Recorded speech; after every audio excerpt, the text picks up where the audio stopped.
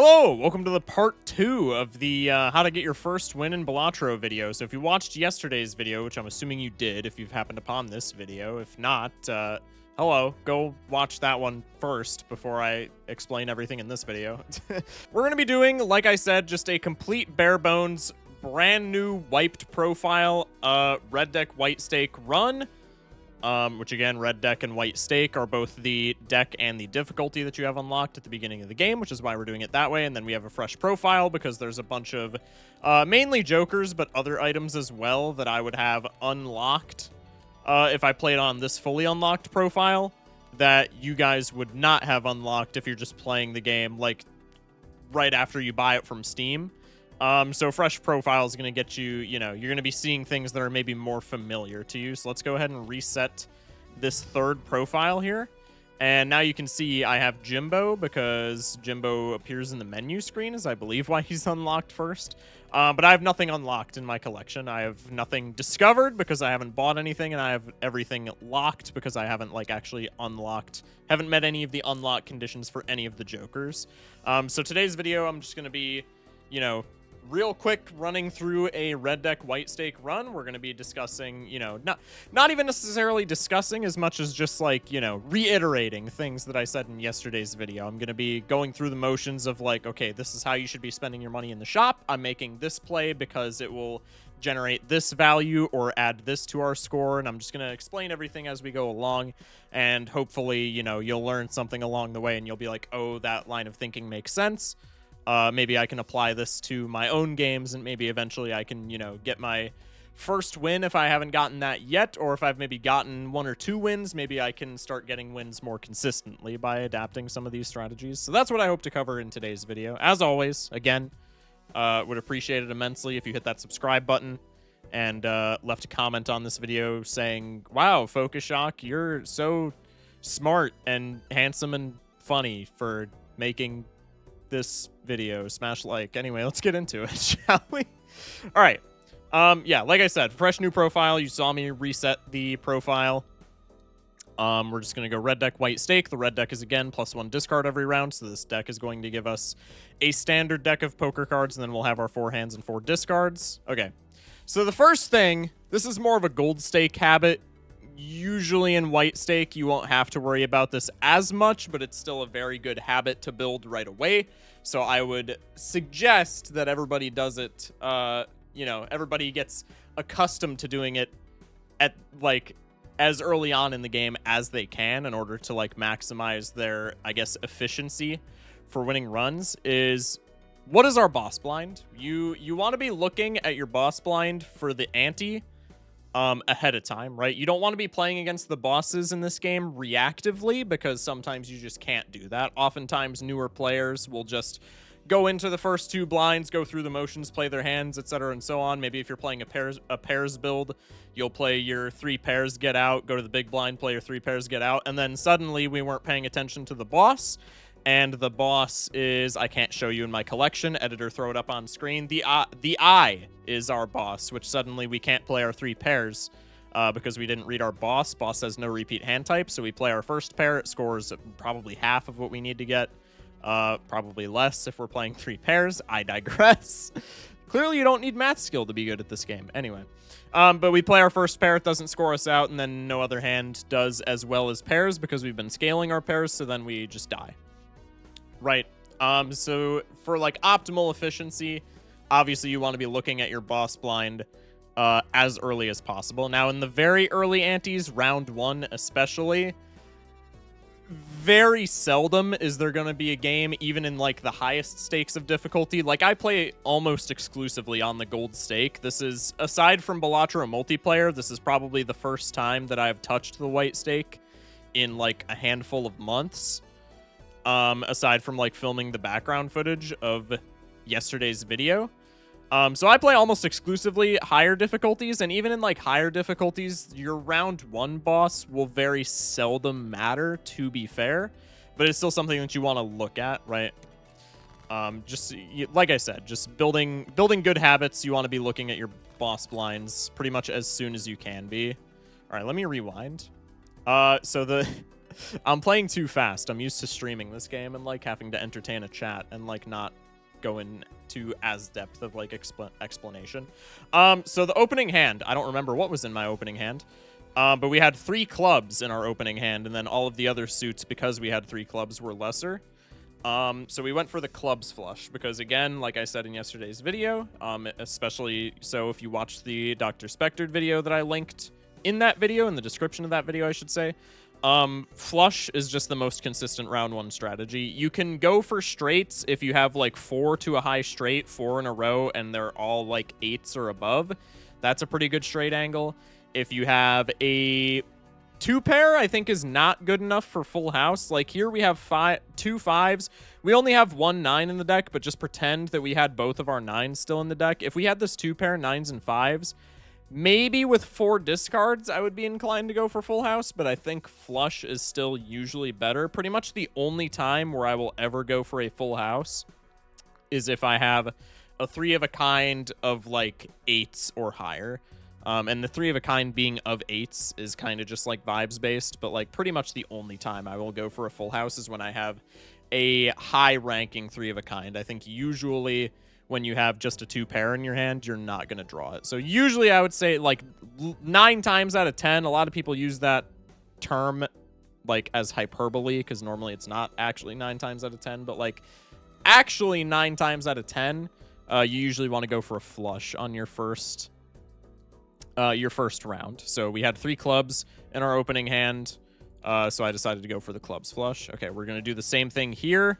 We draw essentially the same array of cards. That's okay. We have some higher ranks and hearts, but we have less hearts in the deck and more clubs in our hand, so we just want to stick the clubs. Okay, here we have a straight that we could play, but the straight does not get enough points. For a straight to get out, you want it to be an 8, a queen high straight or higher. So this is a 9 high straight. This does not get me out. I need the 8 to be the lowest card in my straight in order to get me out in one hand. So I could play the straight, but this does not get out in one hand. Whereas the flush, you need 40 chips, 40 points of scoring cards for your first flush to get you out. So this is 10, 19, quick math, 28. This would be 34. This would be 39 if I did my math correctly. So this flush just ever so barely does not get me out. I think I will discard 3 cards going for another high-ranking club, and we get the queen this time. So now I can play this flush. We were only off by 1 chip, so we know that the queen instead of the 5 gets us out in one hand, and there you go. 312 points. We get out in one hand, which again, getting out in one hand, you can get out in 2 hands, and usually, especially in white stake, you're completely fine, but it's all about maxing out your money. If we get out in one hand, we get $3 extra from getting out in one hand because we have 3 hands left over, as opposed to if we get out in 2 hands, we have 2 hands left over, we get $2. We'd be cashing out $5 here, and etc. and so on. So just anything that you can do to get more money. Okay, pretty good shop. Pretty nice shop. We have this ramen here. ×2 molt, but it loses molt per card discarded. Notably, X-molt jokers, as they're called, multiplicative molt jokers, the jokers that are just a flat multiplier to the red number in your hand, usually very good. I think a lot of people would look at this starting out the game and say, this is a ×2, which is already seemingly not that good, and it diminishes when I discard, especially so on the red deck. Maybe I want to be discarding a lot of cards, so it feels bad to take something that diminishes on discard. But I think this is an overall fine joker. That being said, I think we can do better. Especially in the early game, if we just take flat multiplicative molt jokers. Say the average molt joker is 10. I don't know the actual statistic off the top of my head, but let's say the average plus molt joker is 10 molt. If we take this ramen and then we play a flush, that would be 4 × 2, which would be 8 molt, whereas if the average molt joker is plus 10, that would be 14 molt, right? So generally, your X-molt jokers, we could still take this and more than likely be fine, but your X-molt jokers are not doing that much for you in the early game. So I think let's take a little bit of a gamble on this pack and see if we can pull a flat plus molt joker. Okay, these are 2 pretty good options. We get the flash card, which gains +2 molt per reroll that we take in the shop. Or we have the red card, which gains +3 molt when any booster pack is skipped. Now, the red card is noob bait for one reason. It's not, okay. Me saying it's noob bait implies that I think it's bad. Red card is a fantastic joker. It is noob bait specifically when you are extremely new to the game. Because when I saw this card for the first time, I was thinking, okay, this gets +3 molt when I don't buy any booster packs in the shop, and then I was confused when I wouldn't buy booster packs in the shop and it would still be at a +0. What red card actually means is this is +3 molt. We have this little skip button next to the choose one from the buffoon pack here. This increases in multiplier when you open a pack, when you spend money to open a pack, and then press the skip button to not take anything. I got baited by that so hard the first time I saw this Joker. Now, that being said, I think this Joker is still really good. I think this is like a fantastic gold stake Joker. White stake plus molt is not as needed because bigger hands are easier to put together, but this is still a very solid, like probably A tier Joker for white stake. So I think I'm going to pick this up over the flash card. Flash card, you could make the argument that probably we're going to be re-rolling more than we are going to be skipping packs, but this maybe is just faster for the early game where I care about it more. I think I'll take the red card here. And then I have the option, do I want the ramen plus the red card? Do I want this death card? Very powerful tarot card. I would say this is top 3 or top 4 tarot cards in the entire game, and there's 22 tarot cards, which means that's a pretty damn good tarot card. So we could pick this up and not be sad about it, or we could take the Arcana pack and either gamble on something nice being in there, or we could skip it for red card molt. I think if the average flush gets us 300 points and gets us out of the small blind, we can assume that into the big blind, we can play a flush to get 300 points and then another flush to get 600 points. I think with 4 hands, 4 discards, that's pretty feasible. So I think I'm just going to go next, expecting to play 2 flushes to maybe save myself some moolah. Okay, here we have a full house on the opener, so we're just going to play that because that's the best hand. One of the better hands that we could hope to assemble. Okay, now we have a 2 pair in hand, but we also have 3 hearts, and we have 10 hearts in the deck. Hearts is one of our more prevalent suits in the deck. The 2 pair, if we just do some quick mental arithmetic, this is going to be, figure we say this is 25 chips. It's not exactly 25 chips, but it's close enough. It's 4 plus 22, so it's 26 chips. Well, we can see that 26 times 2 is 52. We can do that math in our head. 52 does not get us out of this blind, so we don't want to just play this 2 pair here. We want to look for something better. So let's go for the flush, and we top decked all the cards that we need for a flush. The difference in our score is 130 points. We only need to score 130, so we can get out with pretty much any flush there. I don't even think it's a pretty much. I think it's just literally any flush would have gotten us out there. And we can see that we made 600 points on the dot, which is significant because the boss blind for this ante is 600 points. So we know that if we go into the boss blind, we can probably expect to play 2 flushes and either overshoot the boss by a little bit, maybe undershoot the boss by a little bit if we're lucky, but on average, we beat the boss with 2 flushes, no extra score, which is important. Okay, we have a half Joker here, which is plus 20 molt if our played hand contains 3 or fewer cards. This is another one that might be difficult to interpret unless you've never taken it. This is not 3 scoring cards. This is 3 cards in general. So if I played say I played a pair, but then I used because you can select 5 cards at a time, right? So say I played a pair of 9s, and then I cycled an 8 of clubs, a 5 of hearts, and a 4 of spades out of my hand just to get more cards into my hand. This half Joker would not trigger. It would only trigger if I played, say, a pair of 9s and a clubs 8, because that would be 3 total cards. 20 plus molt is a lot of molt for the early game. So we could maybe take this right now, and then this wants us playing smaller hands, so we could maybe think, okay, I can take this right now and start playing pairs, plus 20 molt is a lot of molt for early on, and then that maybe allows me to be strong enough to where I can skip some packs for the red card, scale the red card more, and then that way when the half joker isn't enough strength to make as many points as I would like, maybe the red card is then buffed enough to where now I'm actually fine. Also, Odd Todd is something to consider here as well. Played cards with odd ranks give 31 chips when scored, and it gives you the little tooltip for which cards count. This is exactly what I was talking about when I said the pipeline is generally, you know, molt in the early game, chips in the mid game, chips and molt in the early game, and then X molt in the late game. Well, we could take Todd if we want to spend some extra money, which we maybe could argue is not super smart here, but if we want to get ahead of the bell curve, so to speak, we could spend some money on Todd and get our chips and molt right away in the early game. And then that way we're consistently winning in one hand, and so you can think of it as like an investment. I'm losing some interest money if I pick up the Todd here, but maybe if I'm winning in one hand consistently, then that doesn't matter. I think let's go with that play, because this is going to make us pretty strong for the foreseeable future. Okay, so I immediately didn't take my own advice. Probably some chatters watching this video right now eagerly picked it up and said, streamer, what are you doing?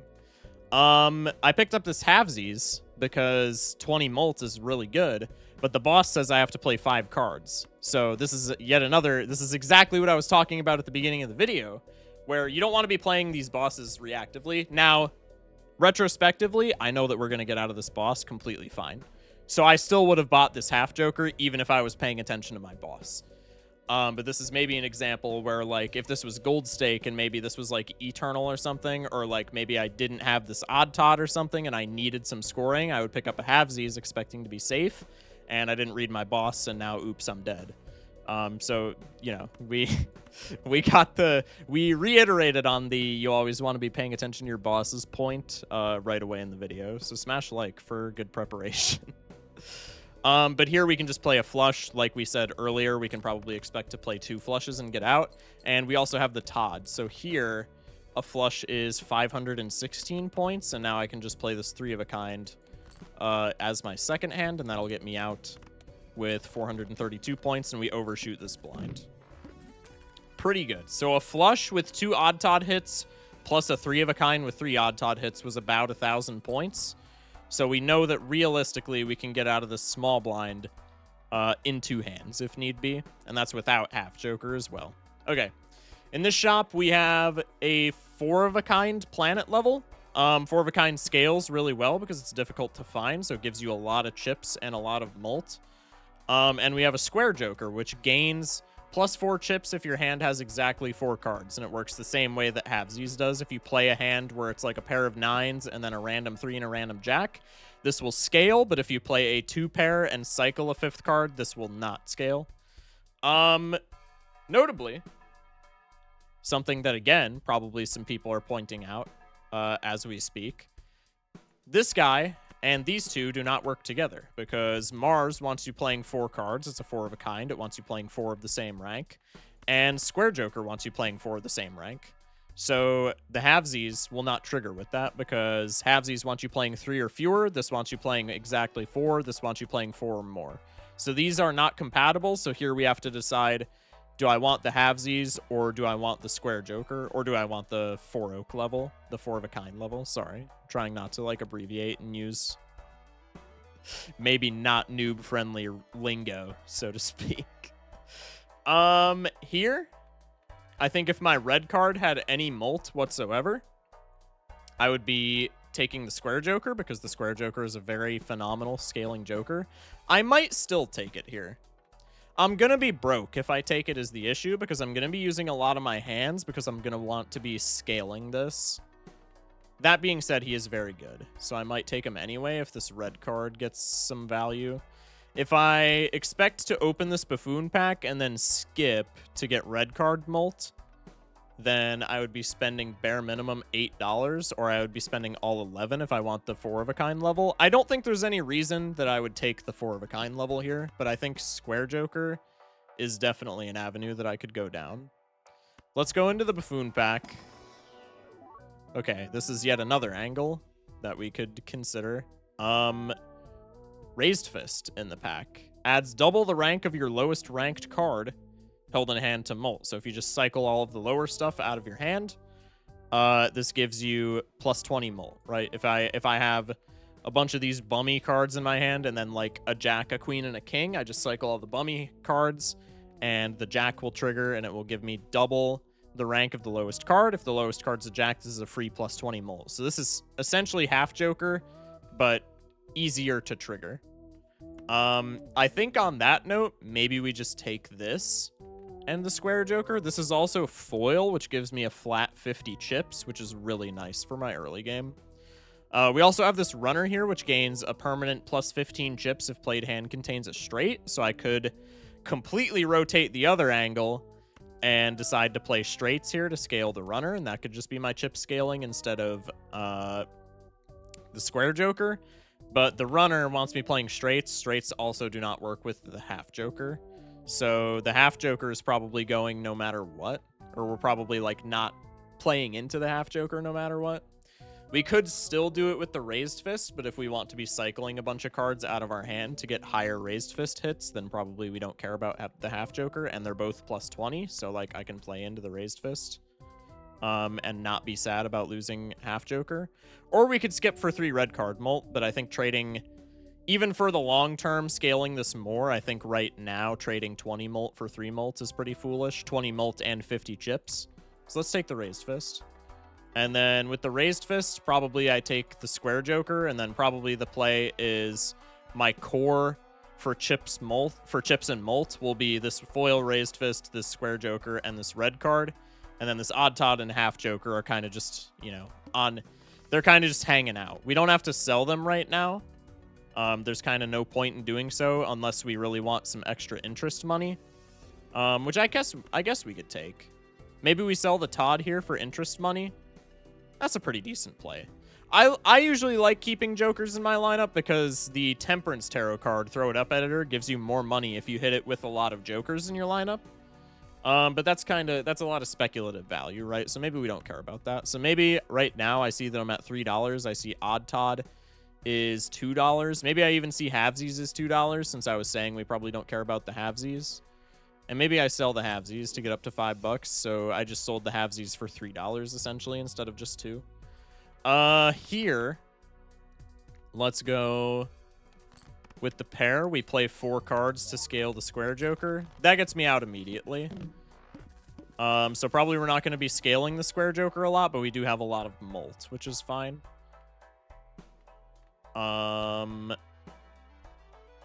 We have a Ride the Bus, which gains +1 Molt per consecutive hand played without a scoring face card, but it resets if you play a face card.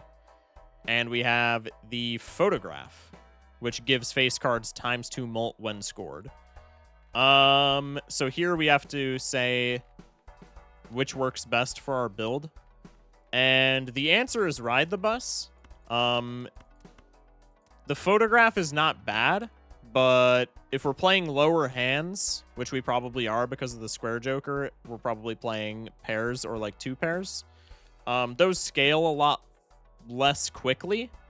And the Photograph, X Molt on trigger will only affect your planet levels Molt, barring like enhanced cards and stuff like that, which is maybe something that we can get into later if this run doesn't deal with that, like in a different video. But essentially, like on trigger times Molt wants you to play big hands because they want, you know, even if we just take it as level 1 planets right now, if we play a pair, this is giving me ×2 on a 2 Molt. Whereas if I play maybe a 4 of a kind or a straight flush, it's giving me ×2 on a 7 or ×2 on an 8, which is much better for us, right? So if we're playing lower hands, then probably the Ride the Bus is better. I think we don't need any of these, though. I think we will eventually be fine with just the Raised Fist, the red card, and the Square Joker, and then like maybe an X-Molt Joker or 2 that triggers after scoring. The Photograph triggers on scoring, so it doesn't really matter. If it triggers after scoring, it adds the Molt from our Molt Jokers and then multiplies it, which is pretty nice. Here I could take some packs to scale the red card, but we saw in this small blind that we're winning in one hand. So maybe I don't need to do that right now. Maybe I just want to get my money up and not my funny up. So let's exit the shop. Let's go big blind. Also, again, not heeding my own rules very well.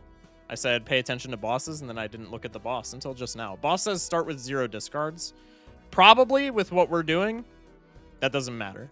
But maybe if I had taken the runner and we were playing, you know, straights, which are much harder to put together than just a pair, maybe I would care about that more. All right, we cash out. Supernova adds the number of times poker hand has been played this run to mult. So if we're playing lower hands, lower value hands like pairs, like high card, like even 2 pair to satisfy the square joker, the assumption is that we're going to be playing more and more of them to score enough points to get out. Maybe if a 4 of a kind gets me out in one hand, we can expect a pair just arbitrarily, again, just throwing numbers out into space. If I get out of a certain blind in one hand, if I'm playing a 4 of a kind, maybe I expect to get out in 2 or 3 if I'm playing pairs. And so this number is going to be much higher since we're spamming a lot of those lower hands. This is yet another situation where I think we're fine to not take this. This is like another ride the bus situation. This is a good option for the build that we're doing, since, again, you're playing spammy hands. You're going to be playing a lot of them over the course of the run.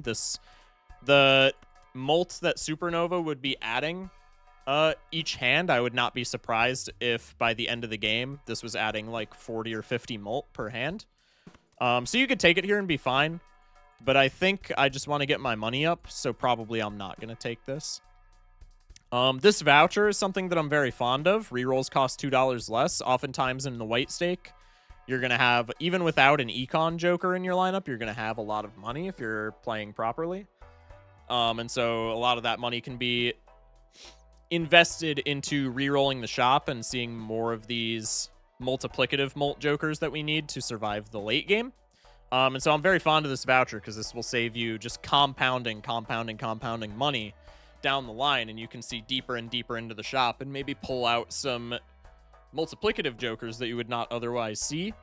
But this takes me from $21 to $11. If I think about this in terms of interest, this takes me immediately from $4 of interest to $2 of interest. So I'm losing an extra $2 of interest. So we can think about this voucher costing $12 essentially.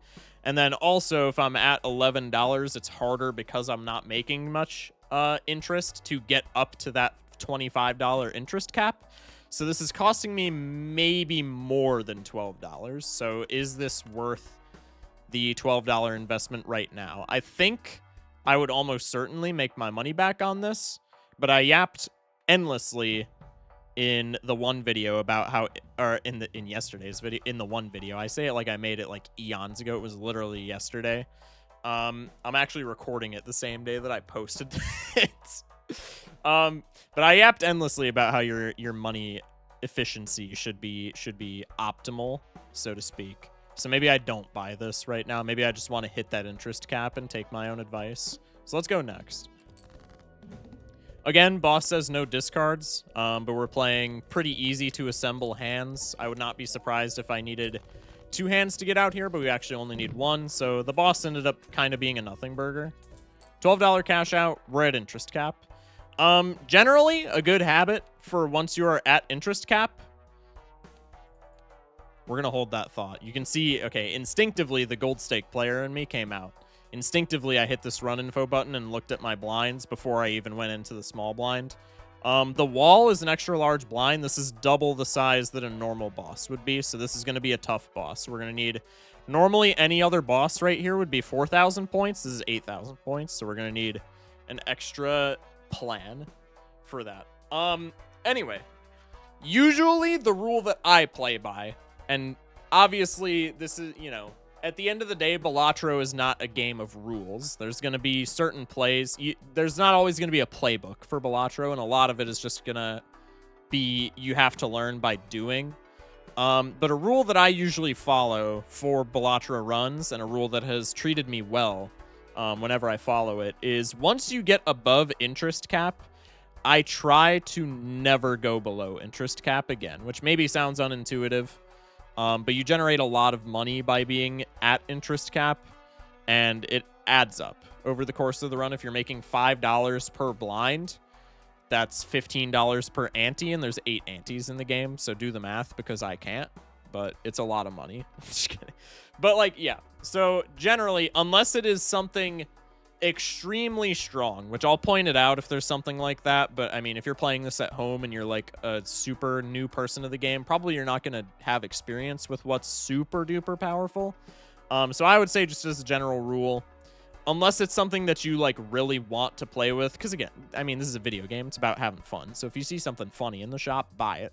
But generally, for having a high win rate, I would say don't go below interest cap ever. Don't spend below $25 ever unless it's something that you know is very powerful and will win you the game on the spot, or if it's something that you can, like, afford to do because you're, you know, it's funny. Maybe this guy in the shop, this luchador, is your favorite Joker in the game, and so if you're at, you know, $26 and buying him would put you at $21, maybe you do it anyway because, you know, you have fun like that. Anyway, so we have, by my own ruling, we have $8 to spend in the shop then. The luchador says we can sell this Joker to disable the current boss blind. With the wall, that will put the 8,000 chip scoring requirement down to a 4,000 chip scoring requirement. This does work against the wall. I know I just hyped up the wall and said it's going to be very annoying. I know I said it was going to be scary, but we can handle it, so we don't need this. You could take it here and be fine. I would say it's maybe playing too safe, but maybe if you're trying to get your first win, there's no such thing as playing too safe. Here I know we don't need it, and I know we don't need it because last blind even, we scored 2,000 points and one-shotted the boss. Well, we have 4 hands here, and if we're scoring 2,000 points per hand, I just accidentally clicked the next button. That's my bad. My mouse has been acting up the past couple of days. That's so sick. Okay, as I was saying, if we're making 2,000 points per hand and we have 4 hands, then maybe if the wall is 8,000 points, this is not going well, is it? Smash like. If we're making 2,000 per hand and we know the wall is 8,000 points, and we also know that probably we're going to be skipping some booster packs pretty soon to get this red card up, probably we know that we're going to beat the wall, right? And we're going to be scaling the square Joker chips. So we're safe against the wall. We don't have to buy the luchador. I was going to buy the Mega Arcana pack in that shop. I think the Mega Arcana pack is very good with this build. Tarot cards in general are just very, very good. So I try to make it a point to buy pretty much every Arcana pack that I have money for. And the Mega gives us 2 options to pick from, which means with the red card specifically, if we go into a pack and there's one thing that I really want, I can take that thing and then still skip the pack, and that way I'm getting a tarot card that I really want, and I'm adding multiplier to this red card. But I unfortunately clicked the go next button like an idiot, so it is what it is. Let's play the pair. All right, that didn't win in 1, but that's perfectly fine. In fact, that's more than fine because that means we're adding more chips to the square Joker. We have money to spend. We're at interest cap. So once I'm at interest cap, I care a lot less about the money that I make from my remaining hands. It's still very nice, don't get me wrong, but sometimes you just want that extra scoring power, right? So winning in 2 hands means we added 8 chips to the square Joker instead of just 4. I think that's a very good exchange. In this shop, we have a 3-of-a-kind level. I think I am not going to take that. Probably I just want to stick with something super easy to assemble, something that's going to find its way into my hand every single, you know, series of cards that I draw. And pairs are pretty easy to do that with. The juggler is +1 hand size, which means we'll draw 1 additional card at the beginning of every round. So we'll be able to hold 9. Which is normally a very good effect, but with the raised fist, that just means that that's one more chance for something on the low end. That doesn't give us much molt to appear. So probably I am not going to take it here. In the shop, we have a standard pack and a spectral pack. I could take both of these. The order kind of doesn't matter because anything that you get from the standard pack is drawn to the bottom of your deck for the shop specifically. So if I take something in the standard pack, I'm never going to open it in the spectral pack and be able to like enhance it or something. So the order here kind of doesn't matter. Let's just go standard into spectral for no particular reason. So we have 2 really lame cards and then a bonus 10. I think probably if we're playing pairs, I don't care about having a lot of one specific rank. And so maybe if I was playing like 4 of a kind or something heavy like that, and I saw this 10 and I was like, okay, maybe I want to start building 10s. Maybe I could take this as just a bonus card. Bonus is such an easy, like enhancements are so easy to get that I probably still would not take this unless it had some sort of seal or was maybe foil or something. But I think in a pair build, I'm especially not taking it. Let's skip. And then we get the molt for the red card anyway. Something that I didn't cover, the voucher is the magic trick voucher, which says playing cards can be purchased from the shop. So much like we can open playing cards from standard packs, this voucher makes it so that we can put cards into our deck directly from the shop, but it's still from the shop. So the cards that you pull are still random. So generally, this is really bad. They're going to appear pretty infrequently, about as frequently as planet cards will appear in the shop, standalone planet cards, not planet packs. And it's going to be a random rank. So if you're building for pairs, we don't care about this because I don't care about specific ranks, but it's also just kind of bad for builds that do care about a specific rank, because if I was playing 3 of a kind 8s and I bought this magic trick voucher, well, the odds that I even roll a playing card in the shop are pretty low. And the odds that that specific playing card is an 8 is a 1 in however many ranks there are chance. So like a 1 in 14, right? Because there's 1 through 10. 1 in 13, sorry. 1 in 13 chance, which is really not good. So I think this voucher is almost always bad. There's synergies with it. I'll leave you to figure those out, but I will not be taking it here. Let's go for a spectral pack. Okay, I can take an incantation, which says destroy a random card in your hand and add 4 random enhanced numbered cards to your hand. Or I could take a Ouija, which converts all cards in my hand to a single random rank. That gives me -1 hand size. The incantation is cool because I don't care about the ranks that it's adding. So if this, you know, gives me a 9, a 5, a 2, and an ace, that's still like I'm chilling with it as long as the enhancements are cool. But it does crowd the deck, right? Maybe if we put like blue seals or purple seals into the deck, maybe with 4 extra cards, we draw them not as frequently, and then we're missing out on that value. So this is kind of a speculative pick. I personally would not take this, but I don't necessarily think it's wrong if you do take this. If you take this and you get like a couple of gold cards and maybe some glass and some stuff like that, some good enhancements, then you're happy. But I usually like to play heavily into seals because seals are very powerful. So probably I will not be taking this, but I think this is not a bad play or a wrong play. Ouija is not that good. -1 hand size is really bad. This is kind of counterproductive, right? Because it converts all of these cards. Say this hits 3s. This converts every single one of these 8 cards here in this pack to 3s. And then I have 8 plus 4 3s in my deck, so I have 12 3s in my deck. Well, the way that that wants me to go about things is it wants me to play big hands, right? Because if I have 12 3s in a deck of 52 cards, it's pretty probable that I'm going to draw a lot of 3s at a time. So this wants me playing like 4 of a kind, 3 of a kind, something like that. But the -1 hand size means it's awkward to find those hands, right? If I'm playing 3 of a kind, I can still cycle a full 5 cards and then hold the 2 3s in my hand. If I have 2 3s and then 5 other numbered cards on 7 hand size, I can cycle the numbered cards and still keep my 3s.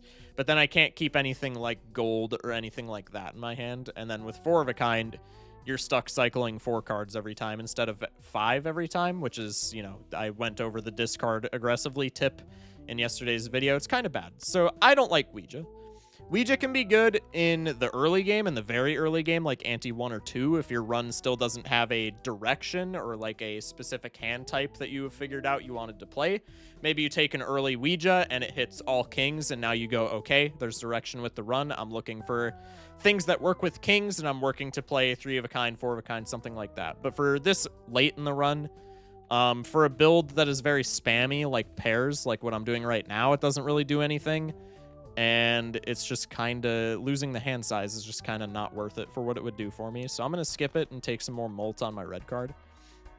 I have $35 right now. I only need to keep 25 of that, so I could spend 10. I already said I'm not going to buy the voucher. So let's spend 5 on a reroll. Okay, so this is exactly what I was talking about. We have $30 here, so I technically only have $5 to spend. This card sharp is going to be something that I could buy. And actually, I'm going to sell my odd Todd here so that now I have $7 to spend and I can pick up this card sharp. This card sharp says ×3 molt if played poker hand has already been played this round, which means if I play a pair, this guy does nothing. If I play a second pair, pairs have already been played during that round. This will give me ×3 to the total amount of points that that pair would score me, which is very, very strong. This is something that I would have absolutely jumped at the opportunity to take, even if it meant sacrificing $1 of interest. This will be very good since we're playing pairs. Again, we're expecting to spam a lot of little hands as opposed to one big hand. And so this synergizes perfectly with that. If we're already expecting to spam a lot of little hands, well, now this makes this turns us from spamming a bunch of little hands to spamming a bunch of big hands, right? Which is very nice. So let's go next. I have a pair here.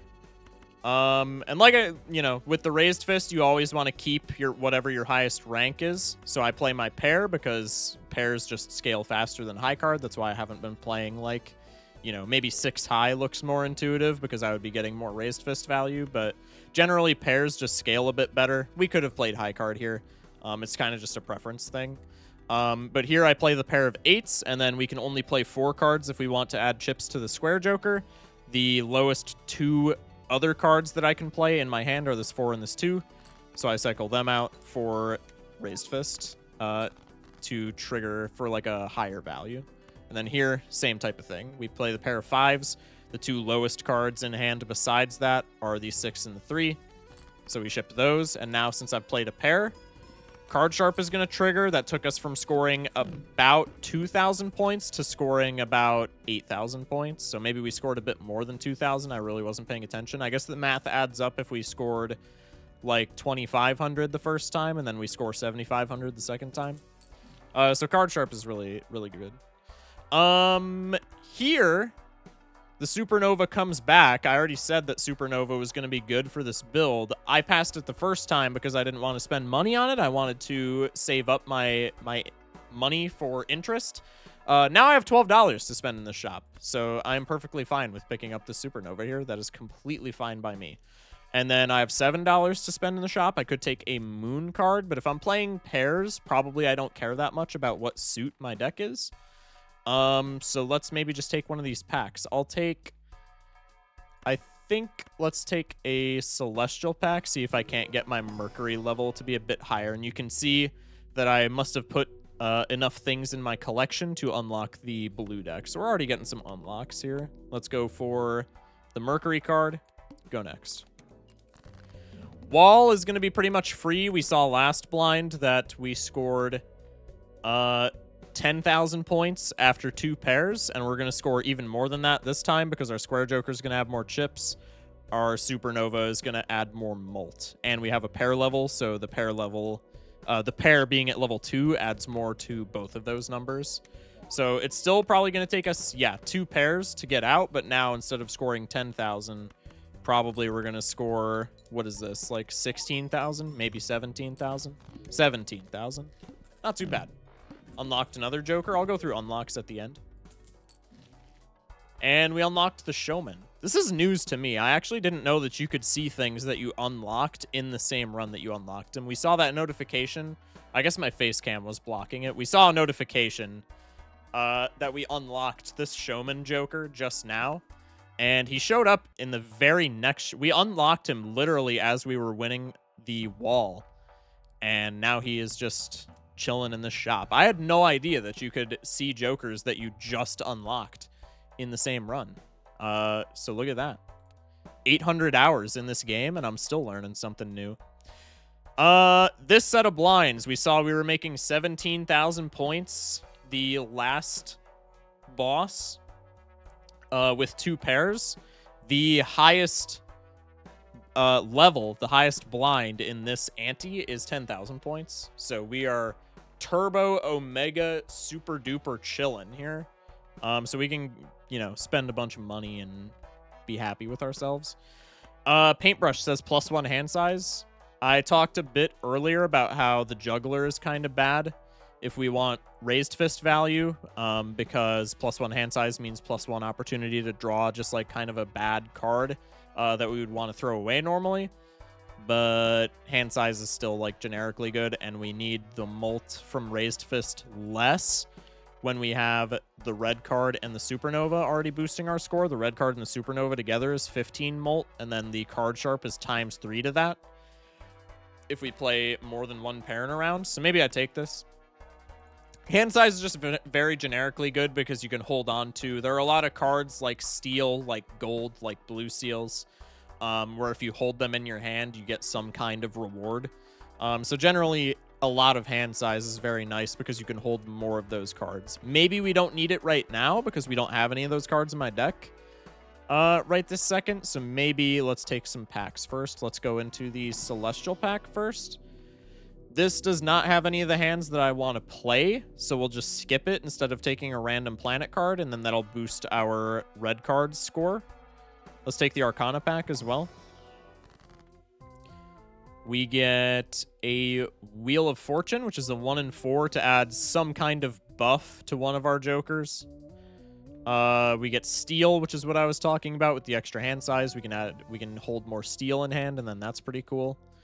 Or we have a Strength card, which increases ranks. The Strength card is, again, one of those cards where maybe if we're playing pairs, we don't really care about turning 2s into 3s or turning jacks into queens because, like, we only need 2 of each rank. So, like, who cares if we have a bunch of queens? We're still playing pairs. So the Strength is probably not something that I would take here. The Wheel of Fortune is fun, but generally it doesn't hit. It's a pill that you're going to have to swallow in this game. It makes me sad to this very day. But I would consider Wheel of Fortune to be a bad tarot card. 1 in 4 chance is just not usually, unless you're already winning. Here we could take it just because it's funny, because we're already winning. But if you're taking this as like the best value in the pack, so to speak, if you're taking this to try to improve rather than just to laugh when it hits, I would say probably that's maybe a little bit irresponsible. But it's still something that you could like think about doing, right? Let's make a steel card, and I could maybe show you guys a little trick concerning that steel card. Here I have $7 to spend. I don't want either of these things in the shop. The Showman says Jokers, Tarots, Planets, and Spectral cards can appear multiple times. What this means is if I buy this Venus card will not appear in any packs and will not appear in the shop. I will be blocking it from the shop, same way that if I buy the Square Joker, we will never see a Square Joker again in the shop. Like, we saw Supernova twice because I didn't buy it. The first time I passed it in the shop.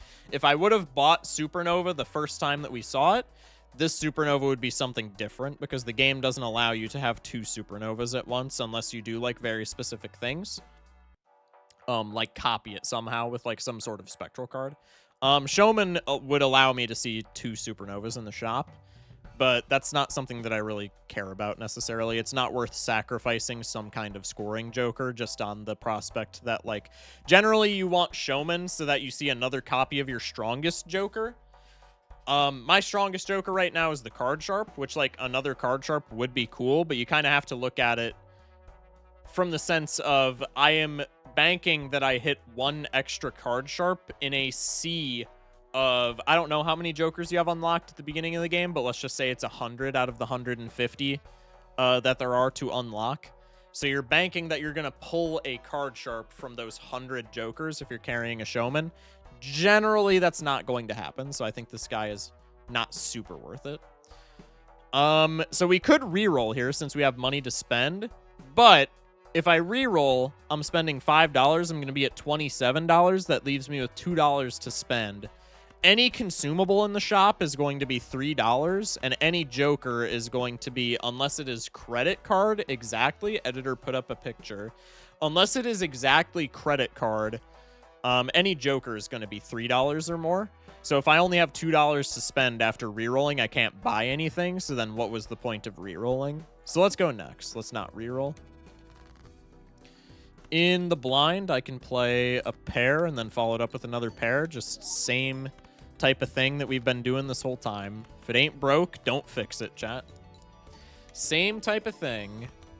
It's getting pretty close to when I normally stream, because like I said, I'm recording this the day of yesterday's video coming out. So I might have to record the rest of this tomorrow, because I got to stream here in like 20 minutes. And with the way that this video has been going, good lord, I don't think I'm going to be wrapping this up in 20 minutes, but we'll see.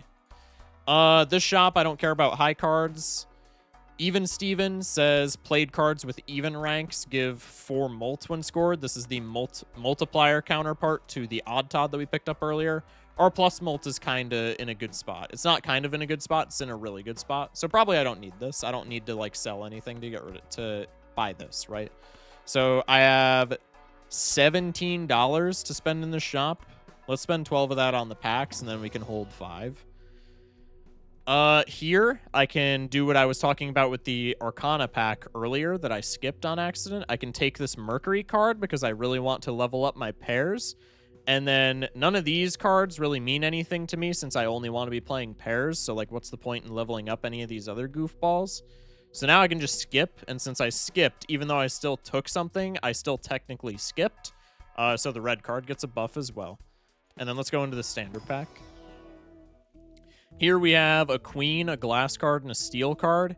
The steel and the glass are kind of going to be along the same lines as the photo that we skipped earlier, where if we're playing a smaller hand, they're not going to be as impactful. So maybe if I was playing like a 4 of a kind build that was centered around 3s, I would just snap up this glass 3. But with pairs, probably I don't care that much. The steel can do some shenanigans with the raised fist, which I completely forgot to showcase, so probably I'll discard that for that steel jack that we made in the next blind. But I don't think we need to take random steel necessarily. I think that, you know, this is again something that I talked about where like this is open to interpretation. If you wanted the steel here, I don't think this is a bad play. But just with the way that I like to play the game, I like to put a bunch of seals in my deck. And if I am putting both enhancements and seals in my deck, maybe if I take like a blue seal in a standard pack in the future, then maybe the steel card is drawn before I draw that blue seal. And that makes me kind of sad, right? So I think I'm just going to skip this. And I'm not that sad about skipping it anyway, because skipping all of our packs gives our red card more multiplier. So I think that's fine. Okay, here I'm going to discard for the steel card so that I can show y'all what I'm yapping about. Okay. So here, I have a pair of aces that I can play. So this would be the pair that I would play. Cards in your hand, the same way that your jokers will trigger from left to right. By the way, big noob thing, you can move jokers in your lineup. Probably I've already demonstrated that, but sometimes I see it on the subreddit all the time, where people new to the game will be like, I had no idea you could move jokers in your lineup. You can move jokers in your lineup, and they trigger from left to right. Probably something that I should have covered in the beginner's guide, because that's kind of important, but it's just such a second nature thing to me after so long of playing this game that I didn't even mention it. So I'm mentioning it now. But the same way that jokers will trigger from left to right in your joker lineup, cards that have any buffs or effects on them in your hand will trigger from left to right. So our raised fist adds double the rank of the lowest ranked card to our mult, and the steel card gives us times 1.5 mult when it's in hand. So if I drag this steel card over, this will hit the plus mult, and then this will be multiplied, which just mathematically is resultant in a higher number. Is resultant a word? It is now. Because if I put the steel here, the steel would trigger, and times 1.5 on 4 would be 6. And then the 16 from the raised fist would be added, and that would be 22 total. But if I go here, it'll go score the pair, raised fist will trigger, this will be brought up to, what would that be, 20? and then the steal would trigger, and this would be 30. So I'll demonstrate that here. And we actually end up winning in one hand because of that. So just a neat little trick that you can always keep in mind.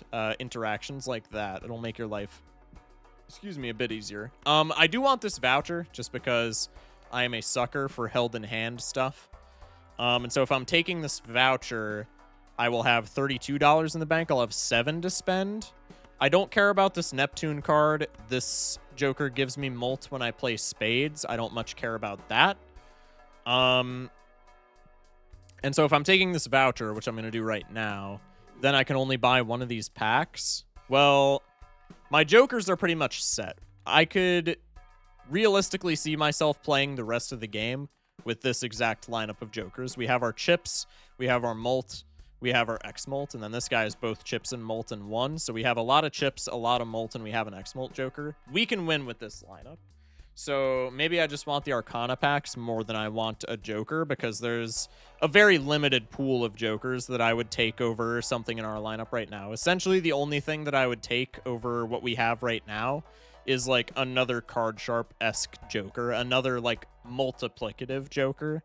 But that's such a small portion of the pool that probably we get rewarded by taking this Arcana pack more. Here, I can skip to scale the red card by some amount of Molt, or I can make a stone card, which will always score and gives you 50 chips with no rank or suit. Or I can make a gold card, which is one of those cards that I talked about. We can hold it in hand. If it's held in the hand at the end of your round, you get $3. Or I can take a hermit, which doubles my money to a maximum of $20. So this is make a stone card, make a gold card, instantaneous $20, or +3 Molt. Generally, I'm taking the $20. I think here, maybe I take the gold. I've been harping on how held in hand effects are so good this entire time. Maybe I make a gold card. On the other hand, $20 is $20. So let's take that. I now have a bunch of money, so I can take this pack. We get 50 chips if played hand contains a pair. Well, this Joker is about to be more than that, and this Joker is more than that, and those are our only 2 Jokers that generate chips. And I don't really want to get rid of any of our Molt Jokers, so probably that's bad. This is every played card counts in scoring. I don't really care about that whatsoever. We have no enhancements in the deck, so let's just skip this, and we get the +3 Molt on the red card. That's what I was expecting to do, was to skip that pack. That's okay. Star card. I don't really care about suits in the deck since I'm playing pairs, so I can roll over that. And then this is yet another example of if I reroll here, I go down to $26. I have $1 to spend. Nothing in the shop is going to cost $1 except for a credit card exactly. So let's just go next. We can save some money for next time.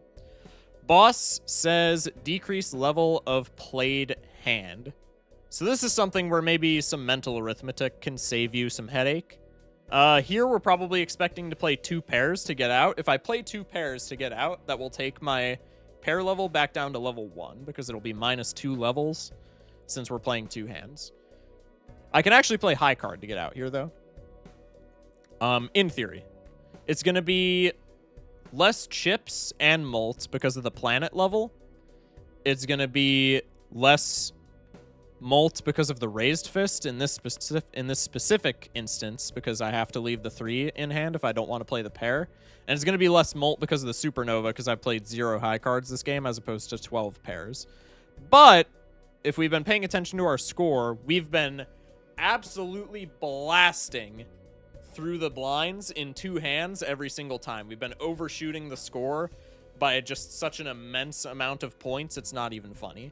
So even though we're taking a ton of debuffs if we're playing high card, probably with 4 hands, we can expect to get out in some high cards. So let's demonstrate that. Let's ship our first high card. That gets me 2,900 points. Well, 3 times that is about 9 grand, which would get us to a total of 12,000 points. So I can play 2 high cards, drag the steal to the right like I was demonstrating earlier, because it'll trigger after the plus Molt from Raised Fist. And yeah, with the card sharp, we got 12,000 points in 2 hands, and we get to keep our pair planet levels. Stuff like that, keeping stuff like that in mind against certain difficult boss blinds. That's why you always prepare for your bosses.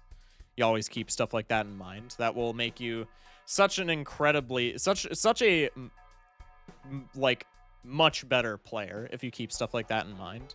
Just little interactions like that. All right. I got to go set up stream, so I will be back probably in a different shirt. I will be back tomorrow to record the rest of this run, but thus far, been doing pretty well. It's a very lengthy video. I apologize for that, but hopefully you're enjoying it thus far. I'll be back tomorrow. Real quick, I forgot that when I backed out, it's going to show me all of my unlocks that I've gotten so far. So far for this run, we have discovered 20 items from our collection. So we've unlocked Blue Deck. We have unlocked the Oops All Sixes Joker because we have gotten 10,000 score in one hand. So if you win a run, you're gonna get more than 10,000 points in one hand. You like almost certainly. So probably you will also have this unlocked if you're also getting a win. This doubles all your listed probabilities. There are some jokers that interact with probabilities. So it's very useful for those. And then we have the Showman, which I explained earlier. And this is just for reaching anti-level 4. And then that last boss we beat with a high card so that we didn't level down our pair. So like I said in the video, we unlocked the Chad. This is retrigger your first played card used in scoring 2 additional times. Very good with stuff like that photograph from earlier where it gives you some kind of value on trigger. In this case, you can use it with the photo, and instead of getting 1 times 2 trigger, you will get 3 times 2 triggers for a total of times 8 molt. Very good combo there. Hello. My mic was muted for the entire next portion of this video. It's the next day. So I recorded the next half of this video, and my mic is muted for literally all of it, which I didn't notice until just now, putting everything together. So 1,000 apologies for that. I'm still gonna, put it in the video because it's still a good example of a winning run. You can just follow along with what I do. I'm explaining a lot of things, and it's not gonna, I'm muted, so like, it's not gonna matter. But essentially, our jokers stay the same. Our game plan is the exact same. We just play pairs throughout the rest of the game, and we get some value cards in our deck. And I make it a point to say whenever we get some kind of value card, we want to draw it to our hand. Again, sorry about this. I can make another like tutorial video covering this if y'all want me to in the future. But yeah, I just figured the run was a good enough example of winning where I would go ahead and post it right now anyway. Thank you guys for watching. Love y'all. Sorry about this. It's been a day. Love y'all.